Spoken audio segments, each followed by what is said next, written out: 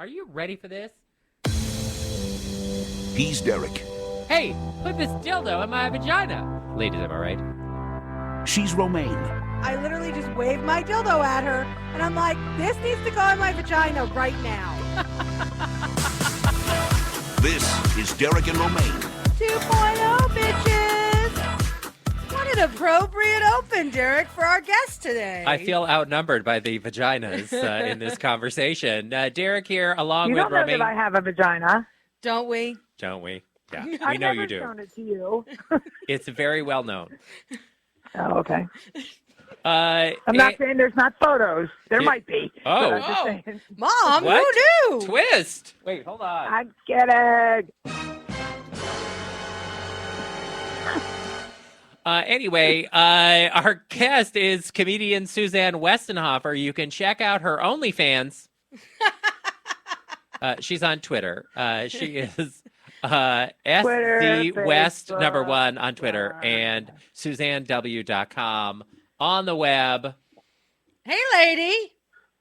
And the Facebook and the Instagram, all of which I basically abhor. It's like, Yeah, you let and me tell you more fun stuff about myself. you and Romaine are in the same boat. She hates posting in social media. I Like do. she absolutely hates it. Mm-hmm. And invariably, especially Facebook, you just go on to post something, and then you look and you see that 10 people that you know are idiots. Yes. You know, and it's, oh, man, you know. Yeah, it's a little depressing, the old social media. I agree. Yeah. Or so narcissistic that you're like, I absolutely am so excited that you made those eggs so well. Thank you for all 9 photos. Although, I have been, my roommate, Brian, he makes dinner for us on the weekends. And then on Friday night, they have like a cocktail hour, Mike and Brian do, that I don't partake in. But while we're doing the show, they're like shaking up the cocktail shaker downstairs. But anyway, Brian makes like fairly fancy things. And I have been thinking about doing a like secret Instagram of just posting the food and drinks that Brian puts But together. they're fancy. You're even saying that. That's I what's know. different. That is interesting. That is exciting. It's not that way. You know, it's 99% of what I see on there. I go, oh, my God, you've made soup. Look at that. I don't know. Come on. I'll be honest, most of the time when I Yeah. see people posting their food pictures online, I think that plating is terrible. Oh, my God, you must have worked in a restaurant, as did I. I just am like, that is sloppy. Sloppy. Yes. Oh, my God. I don't understand some of the pictures that people take and then think that everyone will want to see this. Really?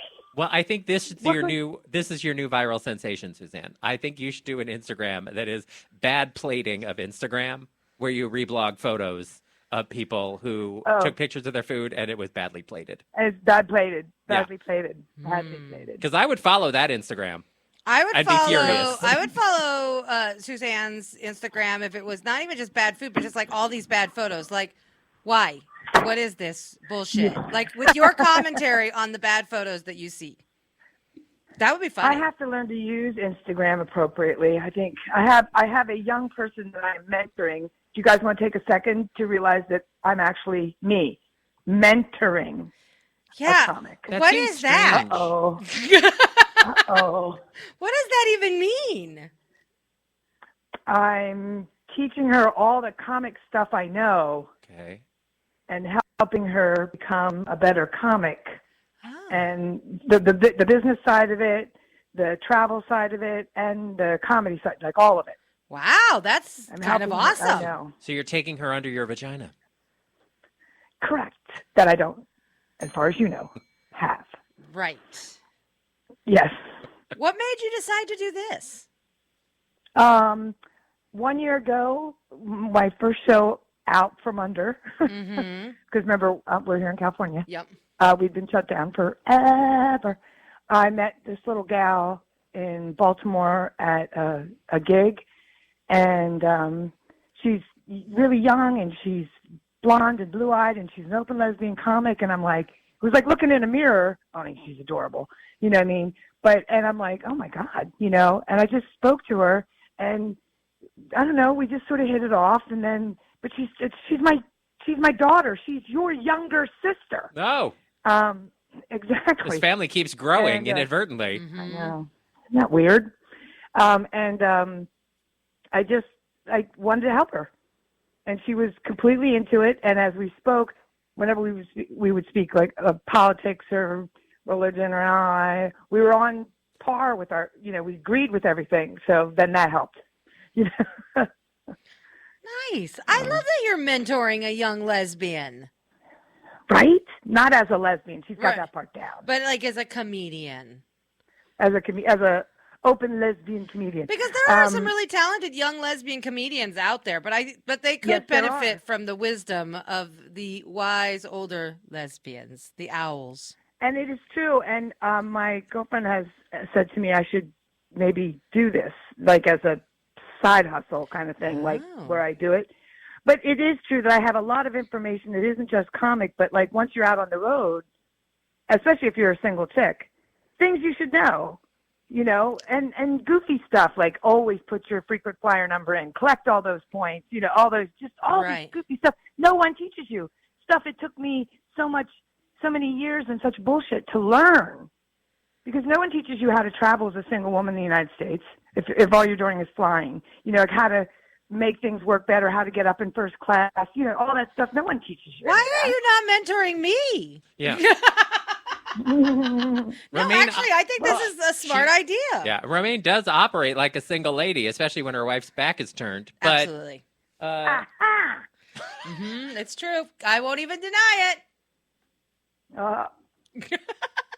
but I think, Suzanne, that you are hitting on an essential point here, is that, a lot of young people have grown up in a world, as we talked about with social media, where they see people who are successful as influencers, they have a big following or whatever else, and so they see the end product, but they don't understand the work that goes into it. And then they think, oh, well, I'm hot, I'll just put some pictures on Instagram and I will suddenly have 500,000 followers. It's like, that's not how it works.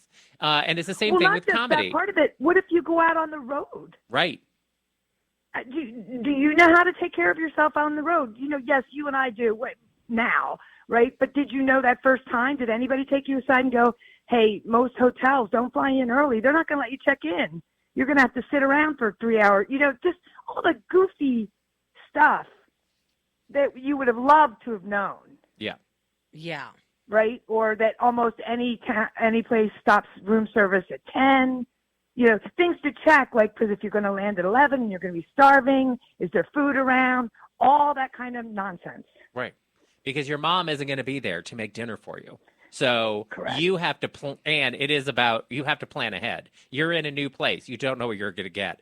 And Romaine and I have more than once gone to a Pride event, arrived late, and had dinner at 7-Eleven. Oh, yeah. So... Oh, honey, tell me about it. Yep. like, Slim Jims for dinner again. that's right. Yep. Those taquitos that have been rolling around on that thing all day, delish. Not delicious. Oh. But sometimes it's what you got to do. Look, it hits the spot. So much of that I've learned to avoid the first 10 years I was on the road. I've been on the road 30 years. The first 10 years I learned to avoid all that stuff and learned all those tricks. But look, it took me a decade to learn all that stuff. So it should be the kind of thing that you can, and also the goofy stuff about making sure you get all your points for when you check into hotels, points for, you know what I mean? Because it all comes in handy. Just fill out all that stuff. Become a member of every, you know what I mean, Holiday Inn, Hilton, whatever. Then how that's all useful. Right. And frequent flyer miles and how to use them and stuff. I mean, and yes, there are apps and people who write about all that stuff. But that are you even going to know to look? Like, Right. No one's going to say to you, when you check into hotels, you should find out what their program is and join it. You know what I mean? No one's going to say that to you. Once you've joined and you start becoming a member, you'll start seeing things in your email, blah, blah, blah, blah, that'll tell you how to use them. Right. Okay, fine. But who tells you that first thing? Like that you should become a frequent flyer of each airline. Derek told me. Oh my God! All the And time. he yells I'm at like, me all the time. Be a grown adult person, And I'm Romaine like, Patterson. Oh, she's very hard to wrangle. It's true. I've gotten better though, but I'm like you. It's taken me Mostly. a long time. Yes. Look, Suzanne Westenhoefer, I think we all know being an adult is hard. Yeah. You know what? I'm going to say something very controversial. Okay. Being adult is not hard. I was never a kid. I think that might be hard. Because I literally went from like learning to walk, oh my God, there's that table, I banged my head again, to being in charge. That's how my life sort of went. So I have no sense of being like 13, or 16 or, or I don't have, and none of that. That didn't happen. Well, yeah. Yeah. So, because we see adult baby people all the time, and it's like, wow, that I see. you got to be a kid until you were 28, and oh my God, now it you don't fascinates understand how the me. world works. It's very upsetting for them. I hate it. I mean, especially because I've been adulting since I was, probably 12, and it's amazing to me that what you see is how about grown adults at like 31? Kills me. One thing when they're in their 20s, I try to give that some leeway, Sure, like a little. But then once you're 30, 31, and you still are going, so I have to change the oil in my car? I'm like, I can't. I just can't. Like, I'm with you. Hit you more as a kid. I'm with you because my best friend is a 40-year-old kid. And I'm just like, girl, at what point are you going to grow up? Like, I love you, but can you get a job and hold that down ever? Yeah, maybe? How about that part? And I don't care, and I don't even care if people say, oh, she jumps from job to job. Is she always working? Yes. Then don't give a shit. Right. Because you can't know what that's about, especially if it's a bartender, waiter, server. Because places get crappy, and you know what I mean? Also, sometimes people have other dreams. Exactly. Hello, I live in L.A. This is dream central. Well, first of all, when I lived in L.A., everyone was vaguely employed.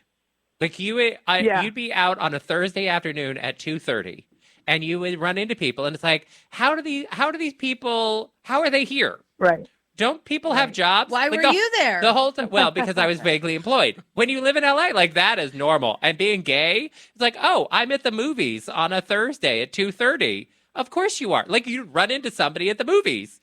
It's like, how are we all at the movies? Because that's how LA is. You just find a way to be very vaguely employed. But I agree. As long as you have some kind of job, then who cares where they are on a Thursday afternoon? Plus, Derek, and I only really understood this maybe 15 years ago or so, a lot of times those people that you see out, they're not vaguely employed, but they're employed in the movie business, and they're not on set now. They're not working now, but you know what I mean? They just worked 8 weeks in a row, 24 hours a day. You know what I mean? And that part, I felt a little shamed. You know what I mean? Oh, like, because I'm thinking they're just like flitting around, and meanwhile they're, running some major thing on a film and working harder than I've ever worked in my life. Like, oh, yeah, I didn't realize that. Okay, well, that's excellent. I'm just going to take my little comedian ass away from you now. Yeah, I mean, there are in LA a lot of people who work in production. So they vanish for 11 weeks. That's true. And then they come back and they have a lot of free time on their hands because they're so not much on a free set. Time. Right, they're just like, hey, what are you doing? What are you doing? Yes. And they're just... Well, I want to know what you're doing, Suzanne, because the last time we talked to you, you were trapped at home. Derek's giving me a look. Like and we should find out more about where Suzanne Westenhoefer is going to be. Because people will be able to see her in person without, peering through her curtains to try to see her vagina. Yeah. So we'll find out where Suzanne Westenhoefer will be near you coming up next here on Derek and Romaine. DNR 2.0. It's Pride Month, and Miller Lite is committed to having a great Pride, but also allowing the LGBTQ community to feel safe and welcome everywhere they go all year long. Miller Lite is a great company, and they've been supporting us and our show, not just during the month of June for Pride Month, but all year round, because that is their commitment. And this is the second year that they are doing their Open and Proud program that they do in conjunction with Equality Federation. And it is all about creating safe spaces for LGBTQ people in restaurants and bars all year long. And this is one of the great things about Pride for our community is that, we have safe spaces. We go to our Pride events, we go to our local bars and restaurants that are welcoming to the LGBT community. And we take for granted that during Pride, we have these safe spaces to be in. But Miller Lite is committed to creating these kinds of environments in bars and restaurants all across the country, even those that don't cater specifically to the LGBTQ community. Yeah, they want to ensure that all guests and all staff members feel safe and included in any establishment. And, that's something that even here at DNR Studios, we're committed to. We have all these young interns that come into our offices, and the thing we always hear is how welcoming and comforting it is to them to have a space that they can go to. So, we truly appreciate this mission with Open and Proud, the program that Miller Lite is doing, because we totally get it, and it's amazing that they're doing that. And it's wonderful when you see that companies are supporting our community in the month of June. But it's very important to know that companies are continuing to support our community and an ally to the LGBTQ community all year long, not just during Pride Month. And you can get more information about Miller Lite and their program on the web at millerlite.com/open-proud. That's right. So check it out. And remember, all year long, it's Miller time. DNR 2.0. Derek here, along with Romaine, and with us, our guest, comedian Suzanne Westenhoefer. You know her as a shut-in for the last 2 years, but you're about to know her in a whole new way, and I don't mean on her OnlyFans. She is hitting the road this summer, and we are now going to find out all about where she will be. Yeah, so before the break, I was going to ask you, and then we waited, but I was going to ask you, you were trapped in your house last time we talked, and you were, in your own words, basically losing your mind. So, Correct. how are you now? You seem normal. I'm out and doing stand-up, so I apparently, after all the things I realized over the years that I'm not addicted to, I'm addicted to laughter and applause. Didn't realize that one. Without that, I am a fumbling mess in a corner crying. Okay, I don't even understand that. Like, you're a comedian. Of course that's what you live for. But I didn't know it to the extent. Oh. I didn't know that I couldn't just entertain myself by reading books or watching Dateline over and over and over again until I'm pretty sure I could now commit a perfect murder.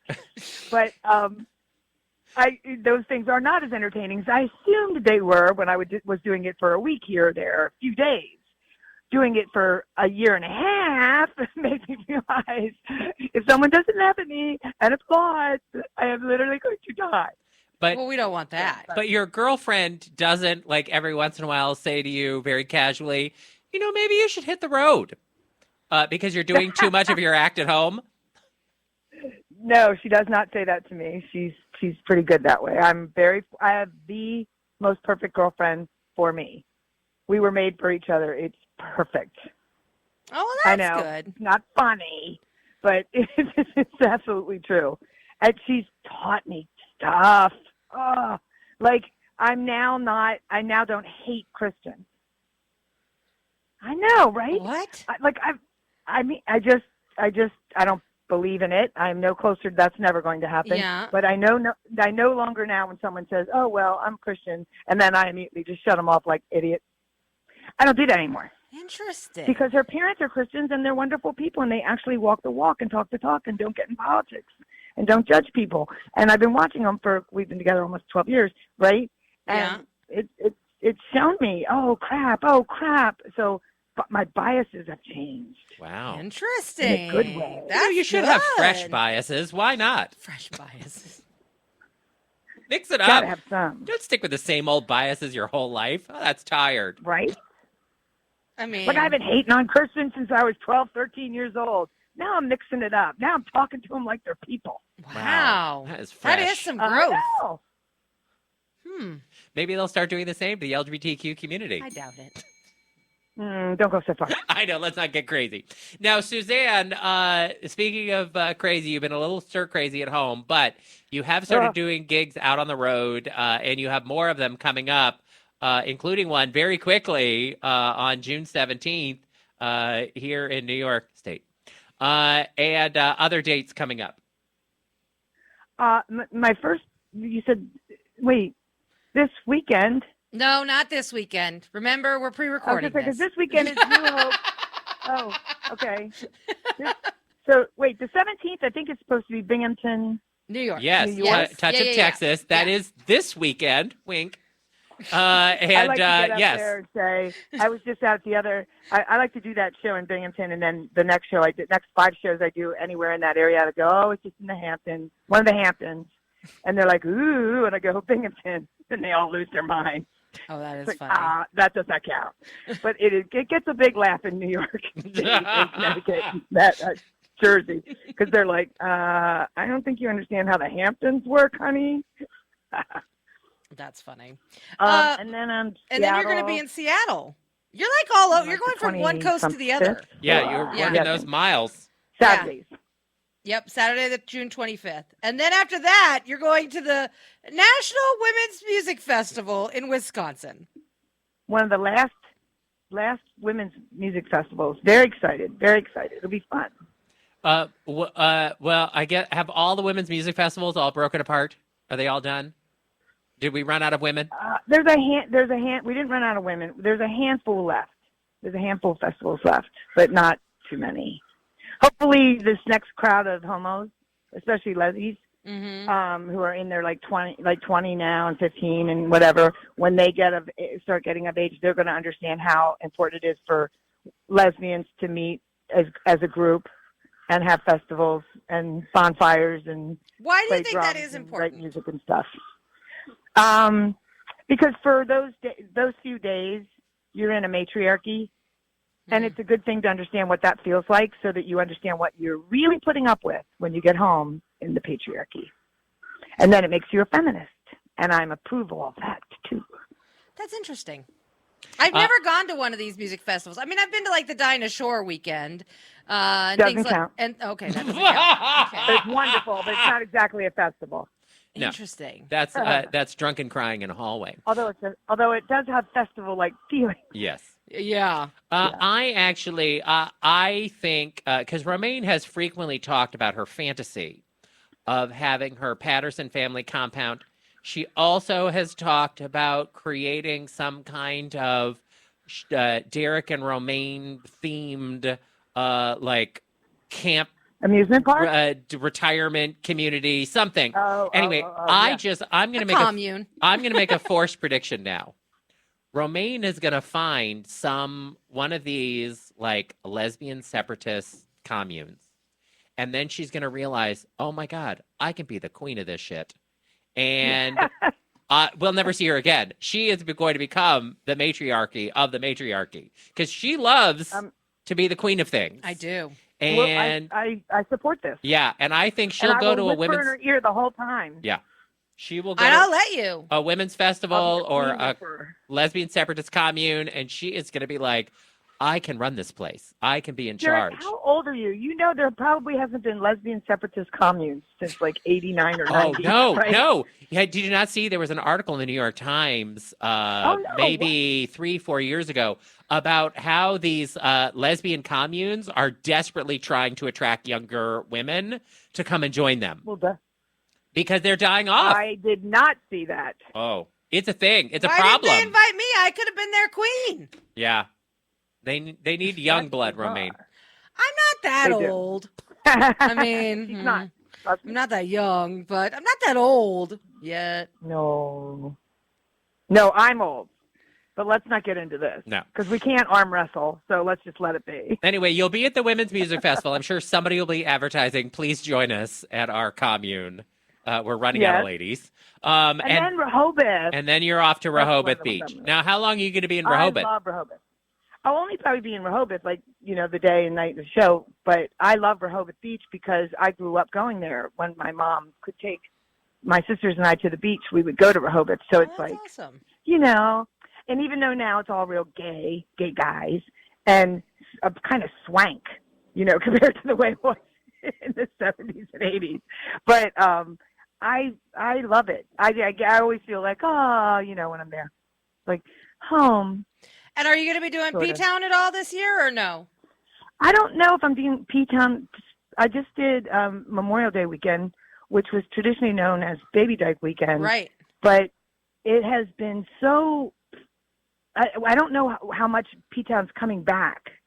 Oh, They're no. really struggling. Really? I'll do Women's Week. I don't know that, but some of the clubs are struggling. There's a lot of new owners and stuff. They'll get their footing. I don't think it's going to go away. You know what I mean? But there's also this thing it came around like 10 years ago called the Fast Ferry, and so people can go over and back for just like 5 and 6 hours. And that's not the people you want in P-Town. They don't see shows. They don't fine dine. They don't buy art.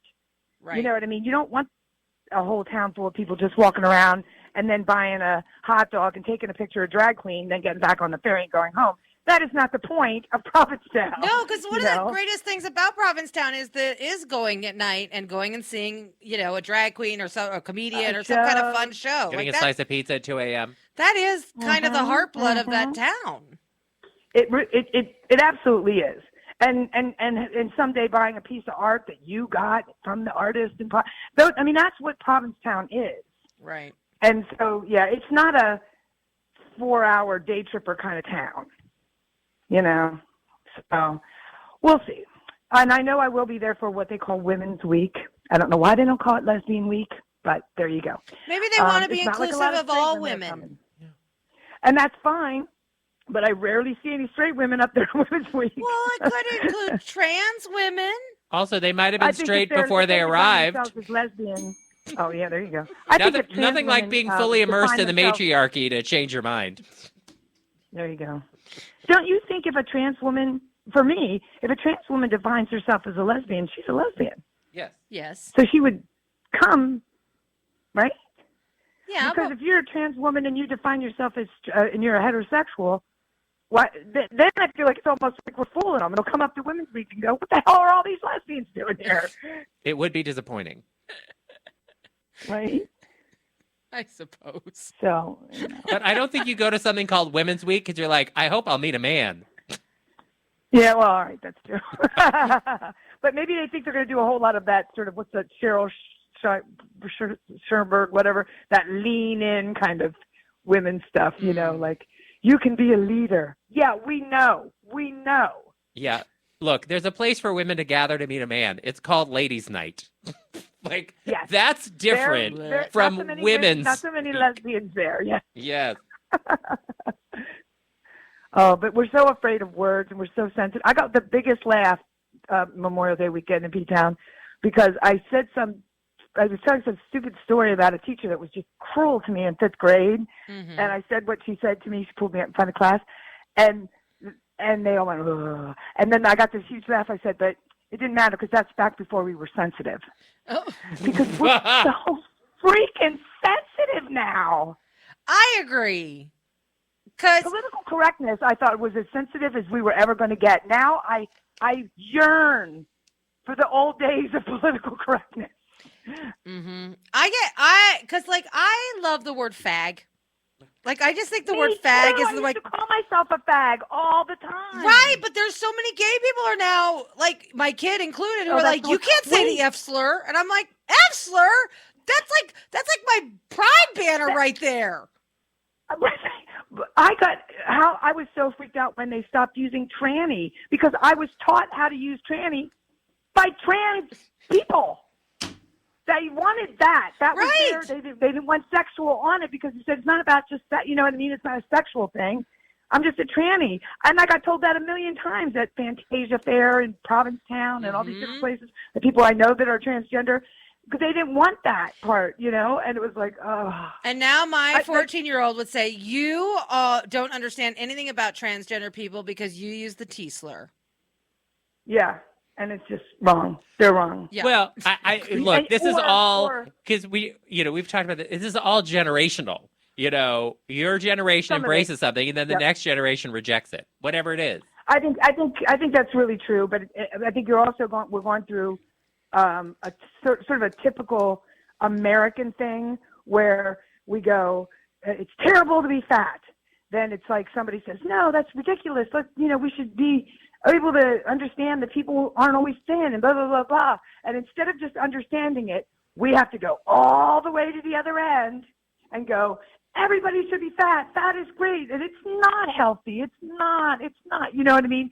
And that's how we always are. We Yeah. go all the way to the other end before we can bounce back. But also, You know what I mean? I think Yeah. the So real like now they're going, there's no gender. And I'm going, if there's no gender, then how can you be transgender? That doesn't even make sense. Work with me. yeah, meet me halfway here. I agree. Sometimes I think that the issue that we have is that as a community, there are wrongs that we are trying to right. And I mean this in a larger sense of community, like our global human community. There are wrongs that we definitely need to right. But sometimes I the agree. solution that is put forward in some Is a ways either mess. muddles the issue or makes it worse. Very recently, a woman got into a little bit of a kerfuffle in social media because she said that the movie Fire Island got an F- on the Bechdel test. And now the Bechdel test is about, women's representation in movies that, frequently very popular movies don't have two women characters who have names who have a conversation with each other about anything other than a man. And by the way, you would think this is like the most basic thing in the world. And so it is wonderful to talk about the Bechdel test and to talk about, women, how they are portrayed in media and how frequently women are so secondary to a story that their existence is non-existent outside of the context of a man. Right. Okay, so this is a very valid conversation to have and everything, blah, blah, blah. But you're looking at this movie about gay boys on Fire Island. On Fire Island. It shouldn't even be put up to the Bechdel test. That's just stupid. Right. Yes. And so it's like, I understand this issue of women's representation. And, I happen to write a gay boy movie, and it does actually very thinly pass the Bechdel test, but barely.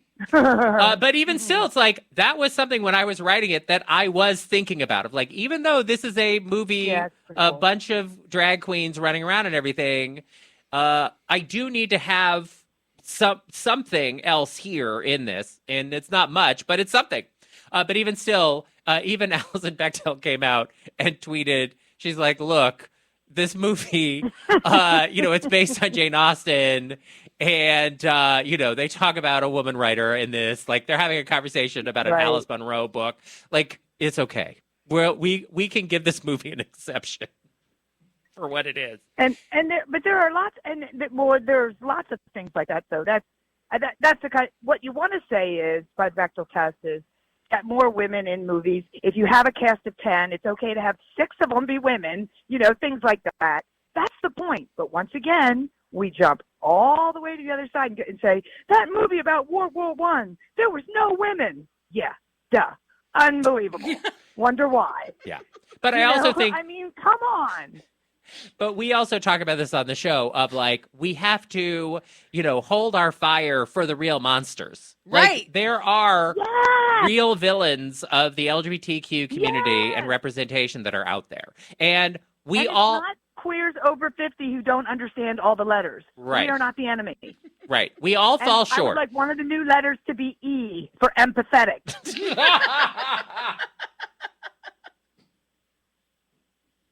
Right? Yes. Because, when I was first in gay rights, fighting for gay rights on my campus in college, I just turned 20, I was fighting like crazy for an LG group, a gay group. Right. That's it. And bisexuals understood. They were part of the group. There was only like 11 of us. But you know what I mean? They didn't make a sound yet, so we didn't know them as a big group, and they wanted an LGB. Okay. Same with T. But at this point, I feel like if you can't fit in those 4 letters, are you really part of our group? Well, if you can't fit in those 4 letters, then you got to go under the umbrella queer, which I think really is entirely inclusive. I worry about that too. I worry about how some of the under 25 crowd is using queer, almost as if just really, literally, just different. And I don't know what they're putting different from. Do you know what I mean? Mm-hmm. It doesn't have again, it's not that we don't want you in our group per se. It's like we have a real fight. We have real enemies. If you're feeling different because you don't want to go into law, but your whole family has always gone into law, I don't think you really need us. I don't think you need to be in our group. And I see too much of that, or they're different because they want to wear their hair completely crazy. Right. That's not different. It's just not anymore. Everything is what it is. Everything's open to, I don't know. Yeah. I just like what Derek said is so important. We know who our real enemies are. And when we interfight, you know what I mean, and fight amongst ourselves and bitch at our older crowds and younger crowds, they are laughing themselves to the patriarchal bank. Do you know what I mean? Yep. Because they don't have to deal with us if we're too bitching about letters. You know what I mean? So yeah, I agree. I agree with that. Yeah, when we're fighting with each other, we're not moving the ball Focus on forward. the family is a real enemy, for example. Yeah. You know what I mean? The Liberty University, that's a real, and these are real enemies. They literally want us not to exist. Yeah. Yeah. So that's where our energy. But I also think, calling out the misogyny that happens in the gay male community is not a waste of time. Like, it's not like there are genuine issues here that should and can be addressed. But I also think that we need to racism in the gay community. Huge. Yes. Huge problem. Classism in the gay community. Huge. Yes. But again, while they should be addressed, they're not our enemy. That's not where we should put all our energy. That's not where we should be screaming. Yeah. You know what I mean? The screaming needs to be, like remember when it was a Pride March? You know yes, what I I mean? miss those days. That's a pride I would go to again. Something. Yeah. Yes. We did. Pride March. We were out there saying, look, all these people in this parade are gay. Yep. This is what we look like. We're just like, when gay cops would march or gay teachers or something, and I would cry. Yes. The P flag parents made me cry every time. Every time.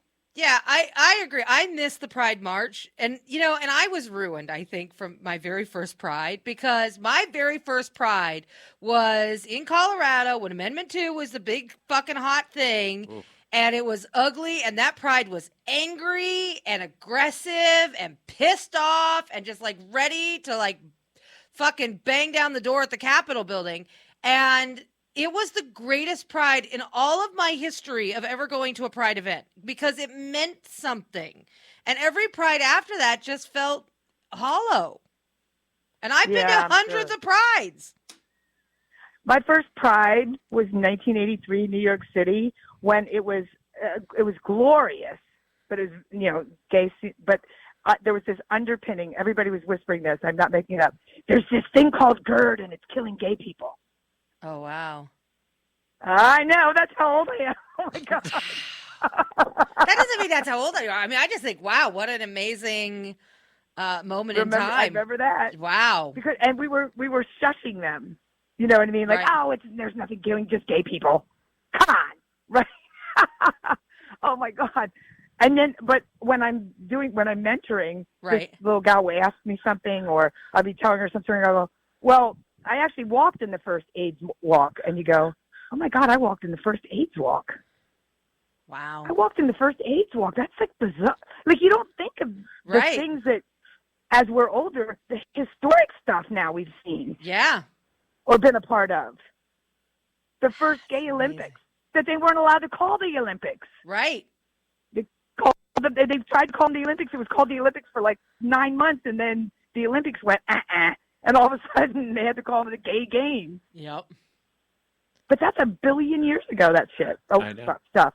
Oh, that's right. You can cuss. You can cuss. You know we use the F slur and the T slur. How dare you, lady? How very dare you? I like all of them. I know. Me too. But, it's hard. The T slur is my all-time favorite word, but it's my girlfriend's least favorite word. And so I've tried to be a lot better about it, because I love her. You know what I mean? Okay. But then when I'm away for a weekend and then I'm throwing it around going, that's pretty cunty. You know what I mean? Then I come home and it's kind of back in my vernacular, and then I walk in and she'll do something. I'll go, oh my God, you're being such a cunt about it. And she's like, oh no.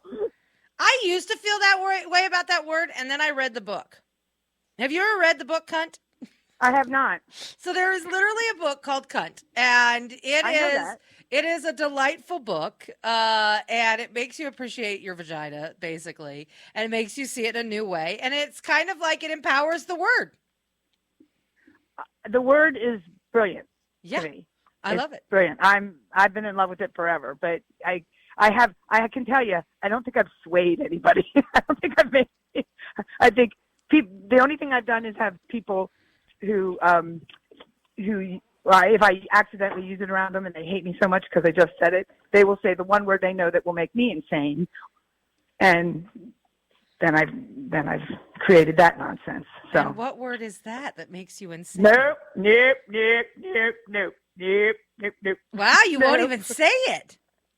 I won't say it. I'm not letting it out there because I don't want to be greeted by fans or something. Oh, valid, valid. Yelling it or something. Yeah, because our fans are horrible like that, and they would do that. Not your fans. Oh, no, just, our fans would. People who just do with would they? Yes. Aw. Oh my And hey, I God, have yes. a question. Yes. Derek and Romaine 2.0. Am I insane? Isn't this 3.0?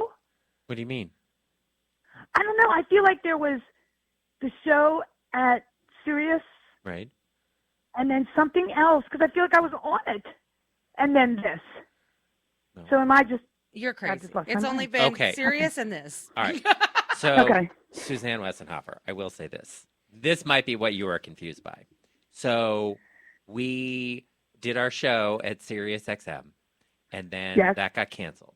And now we Yes. do our live daily show still, dnrstudios.com. But we also have a free weekly podcast that we put out that this will be a part of, but it will also air as a bonus episode behind the paywall at dnrstudios.com. Have I done that other show? You Is have that been what on our I'm- live show okay. also since we Okay. relaunched. Yeah, that's true. Yes. So that's me. All right. I get it then. Yeah, Yes. sometimes we're live, sometimes we're pre-recorded. We do a lot of different Sometimes they're half and half. You know Yes. what? It really depends on the day. things. But you know, Basically. you have to think about it like your stand-up comedy and Twitter, right? You feel some obligation to post some jokes in Twitter to let people know, hey, I'm Suzanne Westenhoefer. I'm hilarious, and by the way, you should come and see my show because you're not necessarily making money off of Twitter, but it is No, leading not. people to go to the thing where you do make your living. So One hopes. yes. So for us, doing our free podcast is like reminding people who are not currently subscribers of our daily show, hey, by the way, remember us? We're super fun on your commute home. We have great guests, and it's still a fun show. You should Right. subscribe. I think people should subscribe. Yes, I'm my new, not new actually, but my thing I'm really pushing now too is live shows and subscribe to things you like. Do you know what I mean? Yep. Like support the people that are just making our livings doing it. That's it. You know what I mean? I don't have 14 houses and a yacht and everything. You know what I mean? I make my living doing stand up. And so do most performers who are, out there in all the clubs and the cabarets everywhere. So go to them, go to those shows. And when somebody like you guys are doing a subscriber service you're not Netflix, No. okay? This is how we make our Well, money. we're better than You're CNN like- Plus. That's what I think. But, you're making your living, you two, the two of you, by us subscribing to you. And that's a very big, these giant corporation things, you know what I mean? Yep. And I just want for people to understand that.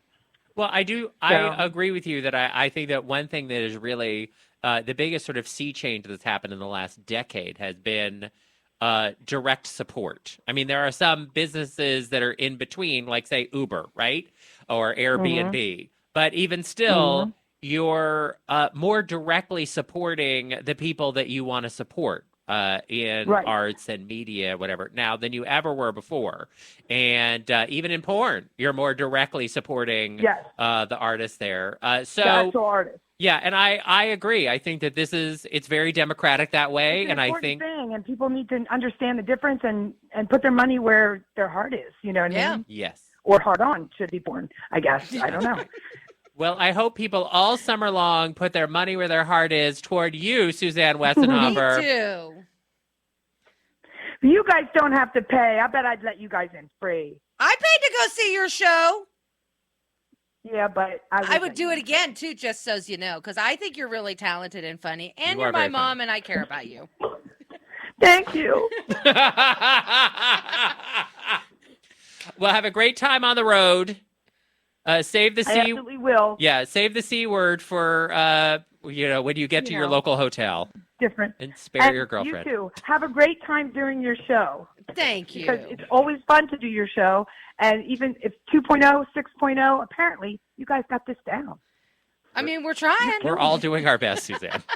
You're doing it. I love it every time. Thank you. All right, thanks to Suzanne Westenhoefer for being with us. She has many upcoming dates, and you can purchase tickets to her upcoming trips and get more information about her future events on the web at suzannew.com/events to see all of the dates coming up that we talked about. Yep. She also is on Twitter. SZWest1 on Twitter. She's on Facebook and Instagram. Be sure to follow her and put your money where your heart is. Yeah, I Love that. Yes. Thanks for being with us, Suzanne. And thank you for Bye, listening you guys. to Derek and Romaine. Can't get enough of the show? Follow them on Twitter at DNR Show or like them on Facebook. And don't forget to tell your friends to subscribe to DNR 2.0 at derekandromaine.com.